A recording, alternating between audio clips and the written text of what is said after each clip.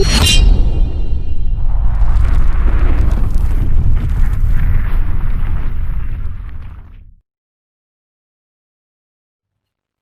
Class का exercise 4.2 question number 3। ऐसी दो संख्याएं ज्ञात करो जिनका योग 27 है और गुणनफल 182 है। हमने ऐसी दो संख्याएं ज्ञात करनी जिनका जोड़ 27 आए, यानी वो 14 और 13 भी हो सकती हैं और 10 और 17 भी हो सकती हैं। जोड़ होना चाहिए 27 और उनको गुणा करके आना चाहिए 182। आइए हम एक संख्या को मान के चलते हैं। इन दो संख्याओं में से एक को मान के चलते हैं। मान लो एक संख्या या पहली संख्या first number is equal to x। अब दूसरी संख्या क्या होगी? दूसरी संख्या यानी सेकंड जो नंबर है वो क्या होगा? क्योंकि दोनों का जोड़ 27 है।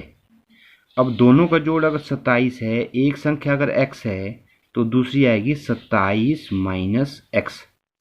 अगर मान लो एक संख्या 14 है, अब जोड़ 27 है तो दूसरी संख्या 13 आएगी ना। यानी 13 कैसे आया? जब हमने 27 में से 14 को घटाया। इसलिए हमने जो कुल जोड़ है उसमें से जो एक संख्या को घटाई तो 27 माइनस x आया।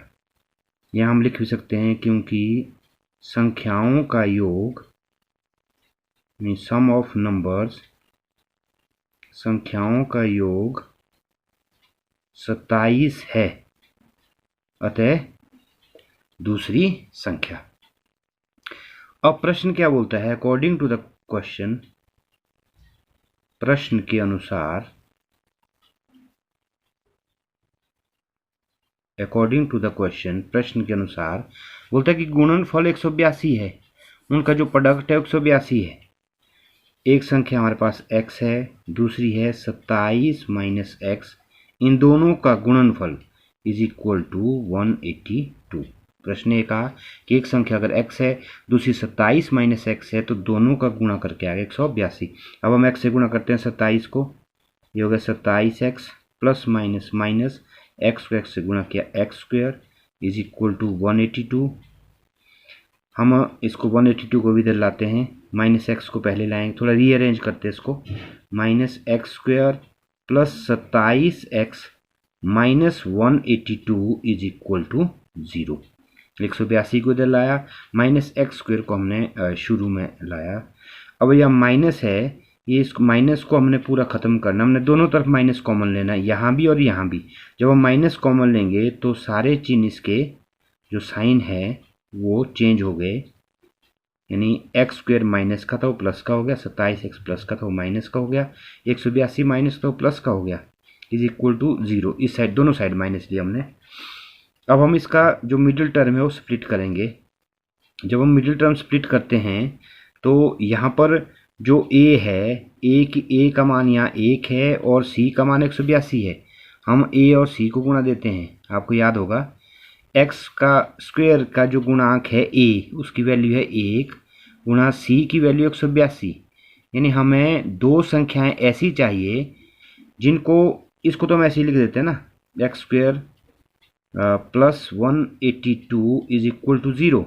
यानी यहाँ पर हमने दो संख्याएं ऐसी लेनी है, यानी माइनस 27 को हमने तोड़ना है दो भागों में, मध्य पद को हमने स्प्लिट करना है, मध्य पद को हमने तोड़ना है, तो गुणा करके 182 आना चाहिए, प्लस या माइनस करके 27 आना चाहिए। तो वो दो संख्याएं क्या है? क्योंकि ये संख्या बड़ी 182, तो इतनी बड़ी टेबल हम पढ़ भी नहीं पाएंगे। हम क्या करते हैं ऐसी संख्याओं के लिए, इसके हम फैक्टर्स बना देते हैं, गुणनखंड। ये इस तरह से 7 से, अब इनको हम आपस में गुणा करके देखते हैं। 7 दूने इन दो को गुणा करके आया 14 और 13, यानी 14 और 13 हैं वो, इनको अगर हम जमा करें तो 27 आएगा और गुणा करें तो 182 आएगा। यानी हमारे पास यहाँ माइनस चाहिए 27, इसलिए 14 भी माइनस का होगा और 13 भी माइनस का होगा ताकि माइनस 27 आए। और जब हम माइनस 14 और माइनस 13 गुणा करेंगे तो 182 आएगा, माइनस माइनस प्लस हो जाएगा। तो हमने माइनस 27 जगह क्या लिखना है? Minus 14x minus 13x। -14 -13 27 हुआ। इन दो को कॉमन है, ये दो अलग से हम लेते हैं। यहाँ कॉमन आएगा x, ये बच गया x -14, यानी x x कैंसिल हो गया, x से ये x 14 बचा।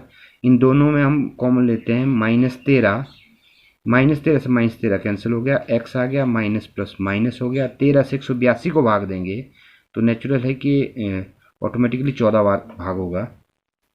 ये जो हमने कॉमन लिया x -13 ये एक साथ लिखा, और x -14 हमने एक साथ लिखा इज इक्वल टू 0।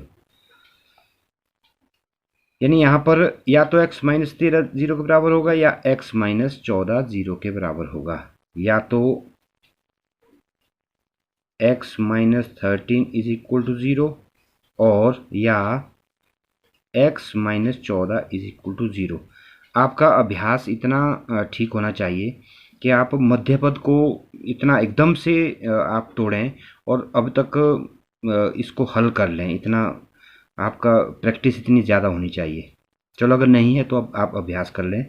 x बराबर है -13 को लेके 13 आ गया, यहाँ x बराबर है -14 को लेके 14 आ गया, यानी दो वैल्यू हमारे पास आई, x is equal to 13 and x is equal to 14। हमारे पास दो वैल्यू आती हैं 13 एंड 14, यानी जो दो नंबर है वो आया, एक आया 13, दूसरा आया 14। अतः एक संख्या